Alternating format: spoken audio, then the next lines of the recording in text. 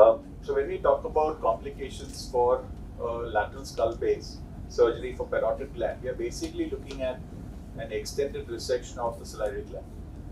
So if you bear in mind that the tumor spreads along the entire path of the parotid, and we know that the parotid gland is encapsulated last. So it can involve a lot many structures. It can involve the bone, it can involve muscle, it can involve vessels and the nerves, and it can involve right from the zygoma up to the digastric, from the mastoid right up to the old cavity.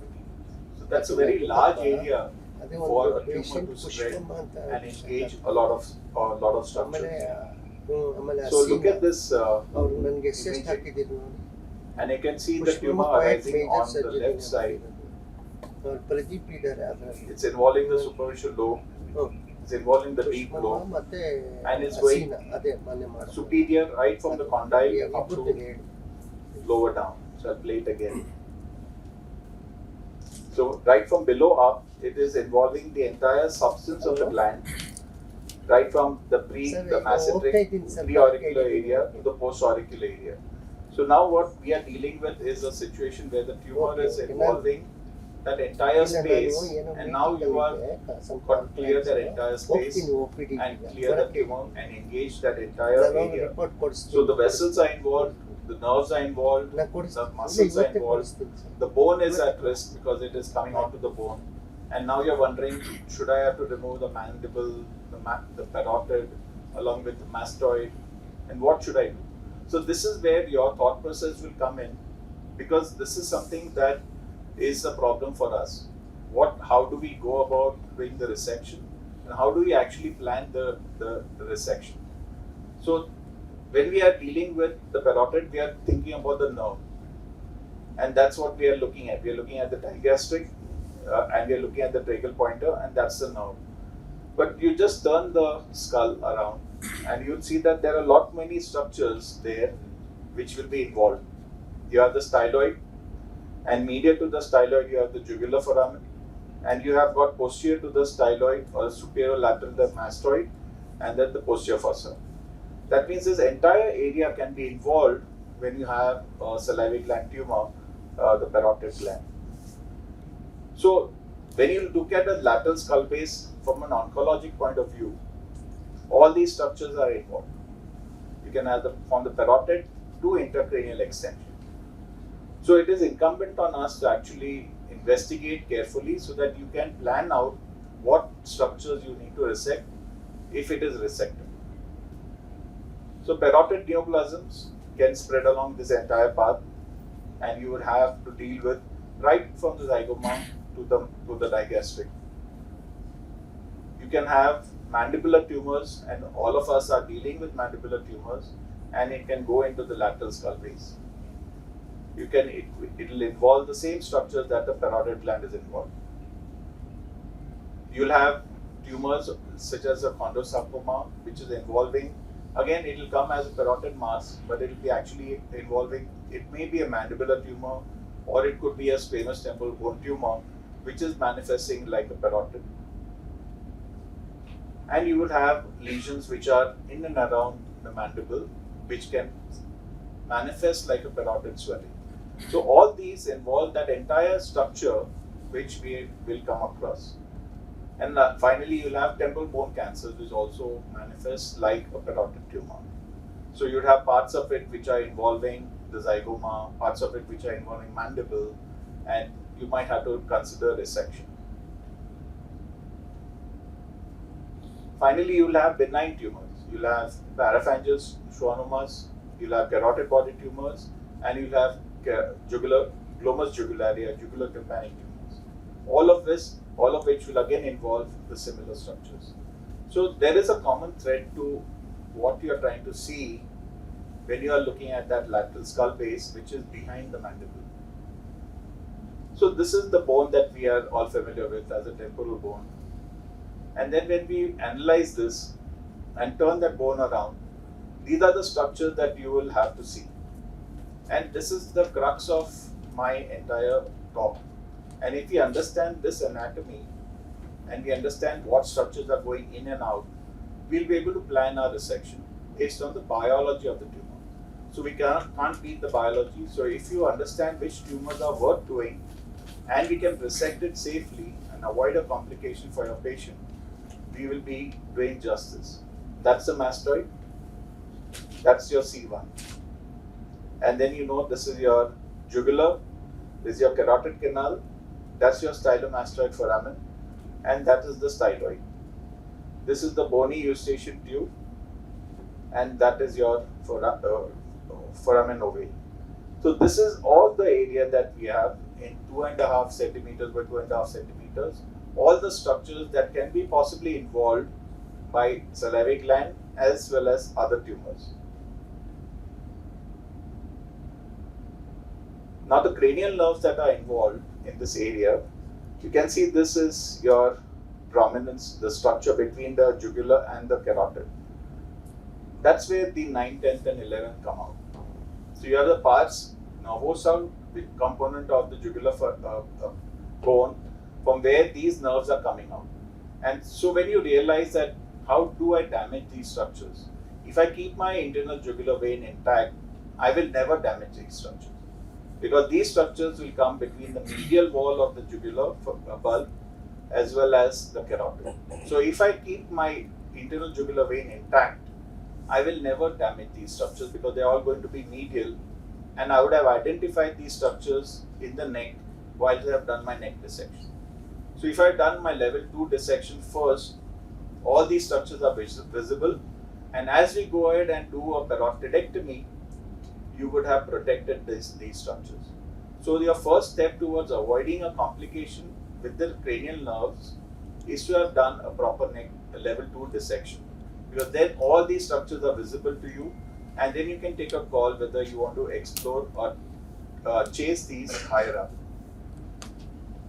So evaluate your cranial nerves carefully, define what structures you want to resect, do a proper imaging and read the scans.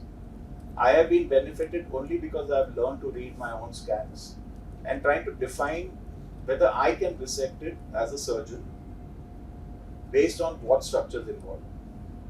That will come only with practice, and case to case you will increase your confidence. You need to know about the biology of the tumor, and that is a prognosis, indicator for prognosis of the patient.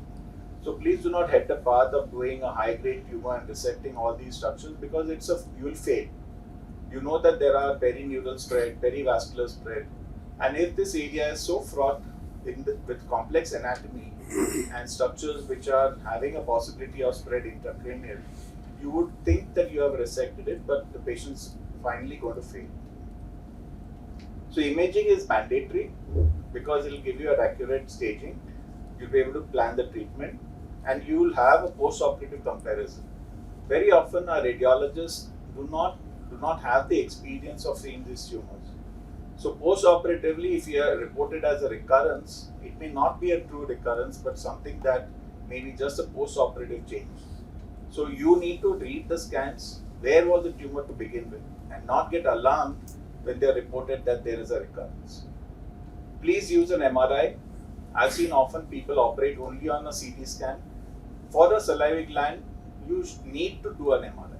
Please do not opt for a CT which is of an inferior quality and operate and then land up with complications. You are landing up with complications because you haven't understood where the tumor has spread. You need proper soft tissue delineation, you need a vascular evaluation, and you want to know where else has the tumor spread. Very often we might have a surprise finding of this tumor was an adenoid cystic. Patient presented with just a small swelling behind the mandible. And to our horror, when we did the imaging, not only was it medial to the mandible in the entire parapharyngeal space, all the way up to the cavernous sinus. And the patient was barely having any symptoms. So these are some things that we can pick up, and when we would have opened it up for a parotidectomy, and we would have had a trouble on our hands. So imaging is done, and do it like a proper checklist. Evaluate it right from the dura to the nerve, have a proper understanding of what structures are involved. And as I discussed, there are a few structures that are key. the styloid process, the foramen ovale, the carotid canal, and the jugular. So you define that I want to know what is the relation of this tumor with these structures, and then I can plan whether I can actually resect it or not. If the internal carotid artery is involved, you should not proceed without a BTO. You know that the balloon test occlusion will tell you in almost 85% of patients that he or she will not have a possibility of stroke. If you have xenon perfusion studies, and today you have a nuclear medicine department, they can do a SPECT and they can actually tell you what is the perfusion after doing a balloon test. So we had at Tata Hospital, Dr. Andrajan used to do, you do the balloon test occlusion in the IR and you do a SPECT thereafter. So you would be able to tell us with certainty whether there is adequate perfusion. So beyond that balloon test occlusion, you have got a possibility to still further reduce the risk of a neurological deficit. Please understand the biology. I can't repeat it more often. And I would still want to repeat it again that this determines whether we actually go ahead for surgery. Low-grade histologies, tumors that will be able to be treated with an adjuvant therapy, those are the ones that you can actually go ahead and operate. High-grade tumors, please avoid because these are fraught with complications and the patient is going to suffer the consequences of our actions. Finally, complications are avoided when you have a proper incision planning because this area again is on the lateral aspect. Blood supply in the head and neck is from medial to lateral. And as you go lateral, the blood supply is going to be tenuous. So remember that your incision planning has to be taken care of based on where is the location of the tumor, what structures are to be resected, and more importantly today, how we are going to reconstruct that. Without reconstruction in mind before your plan, the incision is fraught with complications. Abhishek showed me such beautiful photographs of how you can plan and save the pinna in spite of the major part of the ear being involved. So this comes only when you have planned your reconstruction better. So early on when we started doing lateral skull base surgeries, we were taking the incisions from textbook. You have planned a V-shaped incision, you raise the pinna up, and post-op, half the pinna is dead. Here the blood supply is compromised. You're cut in front of the pinna, you're cut behind the pinna. So where's the blood going to come from? The scalp. So you need to understand that in any random pattern, your length and breadth has to be equal. Only then you can have adequate blood supply. So of course the scalp, the face and the neck, the random patternness improves as you go towards the scalp. And you can use larger amounts of length as compared to the width of your incisions.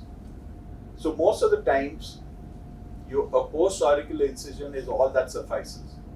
Because the post-auricular incision preserves the blood supply from medial to lateral. So when you raise the flap medially, you got a large, wide base and your length of the flap required is very little. Many times you might have to do an incision anterior to the pinna. In those cases, you need to avoid elevating the pinna. So long as you keep the pinna onto your soft tissues, it gets preserved. So lesions like this, you might have an anterior dissection and not want to elevate that entire tumor, entire pinna off. Now in recurrent cases, you don't have option, but then you need to counsel the patient that you might have a possibility that the pinna will have revascularization when you are operating. Now the extent of resection, as I said, will involve many structures, and you need to plan your resection based on what you are resecting. I'll just give you a few examples of what we have when we are dealing with parotid tumors. Many times you will have only a cartilaginous part of the external canal involved, and that can be adequately reconstructed. So you can do a complete parotid resection, and you can reconstruct the external canal. You can see that the entire external canal has been transected, but then with a good reconstruction, you can actually reconstruct the canal. So you know that the bony part of the external canal is intact. So this was a case of a carcinosarcoma, but the patient had no facial nerve involvement and it was completely lateral. So this was a case done by my colleague Dr. Mandar Deshpande, and we were wondering how he could have saved the facial. He's saying there was absolutely well contained tumor, no structures were involved, but the canal was resected. So he called me, can I remove the canal? I said, yes, if the cartilage is only involved, you can resect it. And cartilage is very resistant to spread. Unless the MNTs are involved, the cartilage cannot be invaded because the blood supply is to the perichondrium. Now sometimes you have deep lobes, only the deep lobe is involved. So, but you need to plan, if I have to do a deep lobe resection, can I save the facial nerve? Because the facial nerve has to be identified. As we were discussing previously, if your major part of the salivary gland is in the preauricular region and that part is functional, if you can preserve that, you will have a possibility of an intact gland function. But again, it increases the possibility of having a psilocene. So when you're done a deep lobe resection, you need to see is there a capsule. And in those cases, you should do an extracapsular dissection. And that will preserve the gland function, because remember, asana system is from medial to lateral. Your asana system lateral are the small asana ducts. So those are easily suturable.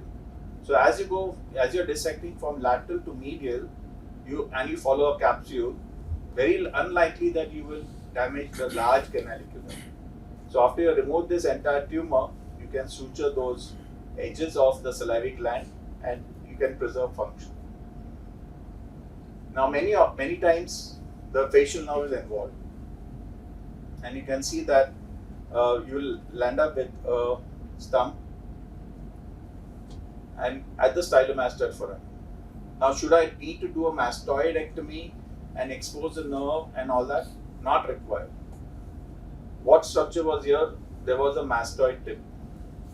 You just take off the mastoid tip, you expose the facial nerve, and then you will be able to go along the facial nerve and get a stump. You will not enter the middle ear because you are still in the mastoid. It's an intratemporal part of the facial nerve. Of course, if it's going beyond the vertical part, at some point you will have to enter the middle ear. But as far as possible, you can avoid it. In most cases, you get a negative stump, and you might be even having a stump for your plastic surgeon to reconstruct. Now, tumors abutting the mastoid tip, you don't need to do a complete temporal bone resection. But do not just create the tumor off the bone, because the tumor will come back. You need to take the bone, you need to expose the mastoid, and you need to take off the entire mass. You can see now the nerves are all exposed here. And that's because when you do elevation of the sternomastoid, off the mastoid tip, and elevate the parotid medially, that entire area from over the C1 is exposed. You have the digastric in view completely, and that's the best level to dissection you can do. When we are retracting the mastoid, we really don't see the level 2B too well. In a parotidectomy, the level 2B is beautifully seen, and that's the advantage you'll have. Do a proper level 2 clearance and expose all the nerves, and as you are dissecting above, they'll be preserved. This will be reconstructed with fat, and we did local closure. A Romberg slab sort of was done. But you can see here that this area has the facial nerve resected, the entire jugular, and the carotid is medial. So all the nerves are preserved except the spinal accessory, which was resected because of the large node. So case in point, when you are doing this kind of resection, it becomes easier if you have identified what structures you need to resect. Now, when you have a tumor like this, and it is involving the external canal, the TM joint, and the skin. So you will have the tumor which is sitting on the condyle. and you would have a tumor which is going along the mandible, and you are wondering now whether I have to do a mandibulectomy as well. So you would have to resect only the condyle. You may not have to do a complete vertical ramus resection. And today I would not do this. I would first do an evaluation of that cartilage as well as the bone. You will ink that and resect it. We have seen that when we analyze some 26 km joints that we resected, only one was involved. So remember that joints have cartilages, ligaments, and periosteum and perichondrium, which are very resistant to tumor spread. So I would not go ahead and do this today. I would first do a sequential resection. I would remove that tumor, then I would ink the ligament, and I would resect it and send medial compartment for evaluation for the frozen. And that might have saved this patient the condyle.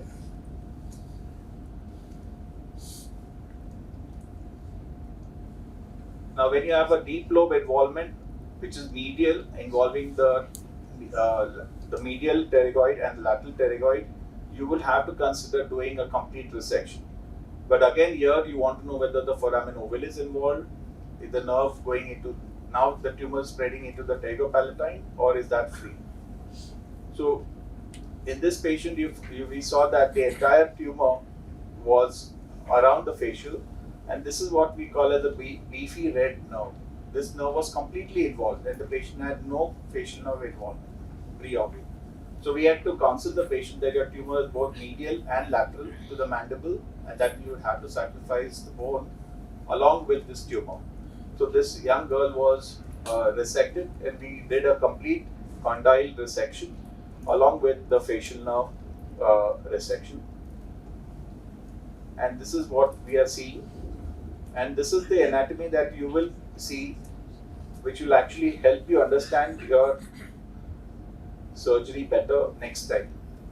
You're seeing all the same structures that we saw on the skull, because we were planning what all structures have to be removed.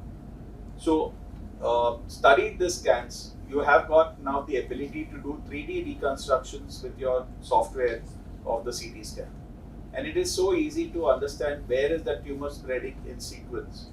So here in this patient, we avoided doing anything medial, but entire temple bone resection of the external canal along with the condyle. And we had a complete exposure of your lateral skull base.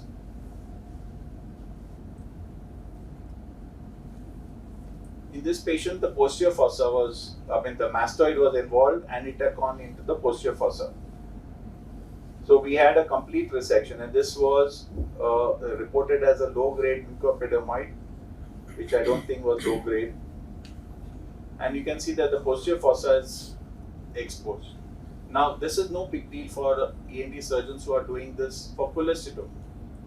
So you know that you were doing all this resection.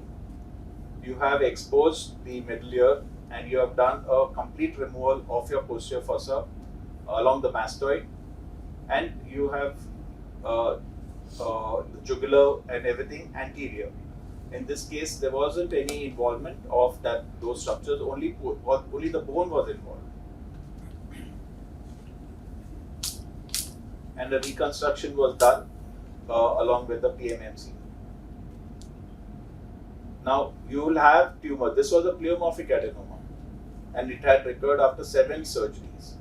Now, this patient was counseled that you would have a complete resection. You can see with the pandiplanar imaging, it was even at the temporal fossa, it was medial and lateral to the mandible, and it was having a subacute nodule. So, pleomorphic adenomas can have this multicentric disease, especially in recurrent cases. And this is how we were able to resect it completely. But what helps us understand the anatomy better is a large gross resection. You can see how all the nerves are, the jugular, you have the C1, and that's the mastoid. So complete resection, and you know that this is a benign tumor but will require post-operative radiation. So understanding what structures are involved and how we're going to resect it and avoid complications helps the patient better. And we reconstructed with the anterolateral thigh flap.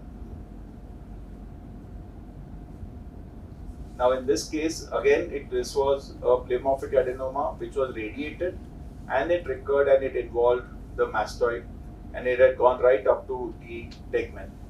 And in this case, we had to do a subtotal temporal bone resection, and this was a shade higher than what you would have done in the previous case. So complete temporal bone, subtotal temporal bone resection, along with the mandible and a complete clearance. So the take home from this talk is that you need to study the anatomy better. You need to read your scans well, evaluate the internal carotid artery because that's a rate limiting step in doing the lateral skull base surgery. Plan the incisions, preserving the pinna. Try to go for a post-auricular access because that gives you a complete clearance along with the preservation of blood supply to the pinna. Plan incisions with the reconstruction in mind, and try to do facial reanimation at the same setting because that's the best thing for the patient. Thank you very much. Thank you, Dr. Prathamesh. Very good talk, very excellent talk, and beautiful illustrations. Any questions? So I think that whole, the talk itself could make an atlas. The pictures were excellent. My question is, apart from the two contraindications that we know, internal carotid artery involvement, intradural, intracranial extradural involvement, or maybe intradural, are there any other contraindications? Let's say on one hand we have a salivary duct carcinoma, high grade. On the other hand, you have a low grade or intermediate epidermoid carcinoma. On the other hand, third hand, you have an adenoid cystic carcinoma which has a perineural invasion up to, let's say, foramen ovale or even paracavernous. But there is nothing else you can offer to this adenoid cystic. So for all of these, how would you approach? So for the adenoid cystic also, way back in the 70s or 80s, John Conley has come out with a book only on facial nerve. The one statement that he makes is that when the adenoid cystic and the facial nerve, one statement he made that the adenoid cystic is indolent till it reaches the neuroaxis, and that holds true. If I find that your tumor is not involving any intracranial structure, it remains indolent for a long time. Patient is not troubled, you are not troubled. But if your adenoid cystic is already having intracavernous, intradural, all the in this area, I would not operate that patient. Because that's something which is going to be a very rapid spread. Again, high grade tumor, salivary duct carcinoma, you would not operate because you know that this patient has a 30% chance of a distant metastasis in the next 3 to 6 months, and that's a very high figure. So you would not want to operate that patient. Any low and intermediate grade mucoepidermoid, pleomorphic adenomas, having all these extensions, you will consider surgery. Now, in an elderly individual, if the lower cranial nerves are at risk, you would want to consider a non-surgical option. A younger patient will be able to compensate for the nerve damages, but a older patient will not. So if you're going to do a 9, 10, 11 resection in an older individual, that patient will not be able to compensate for that complication post-op. So the post-op recovery is going to be very strong. So you would want to know, apart from the carotid, what other structures might cause that patient to be incapacitated post-op. Yes. Just one question in context to adenoid cystic only. Along the nerve, it's very aggressive. I completely agree. But are we going to take the grade into consideration? Because when it comes to the adenoid cystic, the back is to the wall. I mean, there is not much to offer, and even with the radiations, the outcomes are not very good. So if we are able to debulk, then considering something, better radiation, or if they can offer proton or something, so would that be an approach? Absolutely. Is section worthwhile in adenoid cystic? So we don't know the grade beforehand, unfortunately. So you'll just know that it's an adenoid cystic unless there is a previous report and it's a recurrence that you're handling. So if it is a solid variant, which is high grade, and it has got structures which are borderline resectable, you today would consider for proton upfront. Because we know from experiences from Chennai, the Apollo group, that the adenoid cystic tumors with proton therapy are doing well. So I would not go the path of operating, devascularizing that area, and then sending it for radiation. I would first consider, because radiation is having a better potential at cure, at control of the disease, not cure. So I would consider proton first. Is R2 worthwhile in an advanced cystic carcinoma? R2 is worthwhile so long as there's no intracranial. So if I was to do a pterygopalatine resection, I will do it. But if it's gone already into the cavernous sinus, it's gone along into the trigeminal ganglion, I would not.